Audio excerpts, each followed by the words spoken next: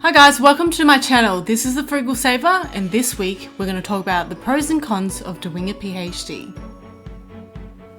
PhD stands for Doctor in Philosophy, and it's the highest degree you can get from a university. Normally it takes 3.5 to 4 years to complete, and upon completion you write a 50,000 worded thesis. And this is covering significant or original research on a specific topic. So why did I do a PhD? I was curious and fascinated about how proteins folded. I loved science. No one in my family had done a PhD before, so I was the first person to finish a PhD. And frankly, the idea of having a doctor in front of my name was very enticing. My personal PhD experience was not terrific, nor was it smooth sailing. So 2.5 years into my PhD, I got scooped by another group. This brought on bouts of depression and anxiety. So I took some time off and reevaluated what I wanted to do. During this time, I had a hard look in the mirror and thought about whether PhD was the right thing for me. So after a long discussion with my family, friends, and my partner, I decided to continue because I knew that whatever I learnt was transferable. And then 3.5 years into my PhD, my lab pretty much dissolved because we had run out of funding from the government. I knew this wasn't gonna stop me from completing my PhD, so it took me 2 years in total to finish a new PhD project. But don't let my personal experience deter you from doing a PhD. I somehow just was one of the unlucky ones, and I've presented pretty much the worst case scenario there is. So now I'm going to go through the pros and cons of doing a PhD. The pros. Doing a PhD can be very rewarding. What you do sometimes helps society.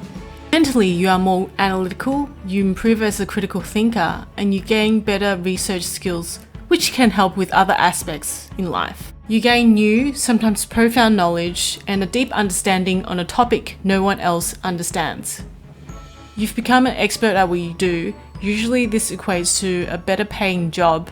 You gain confidence through regularly presenting your data and communicating verbally to other experts in your field. During your PhD, you get to go to conferences, whether interstate or internationally, and this includes free flights and free accommodation. You get to meet some very interesting people. During my PhD, for example, I met 3 Nobel Prize winners.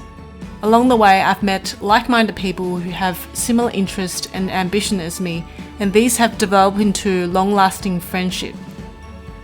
Cons. A PhD can be very stressful with a lot of late nights, deadlines, presentations, and you need to be on top of the different literature. The work hours of a PhD is not your typical 9 to 5 job.